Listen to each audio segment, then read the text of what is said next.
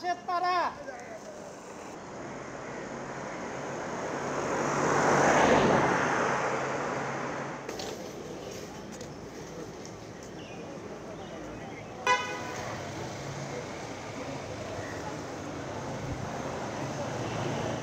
Appellate division article 104 অনুযায়ী কোটা প্রথার একটি চূড়ান্ত সমাধান দিয়েছেন। সেই সমাধানটি হচ্ছে বর্তমান প্রেক্ষাপটকে বিবেচনা করে মুক্তিযোদ্ধাদের জন্য 5% থাকবে, সাধারণ কোটা থাকবে 93%, আর 7% কোটা থাকবে।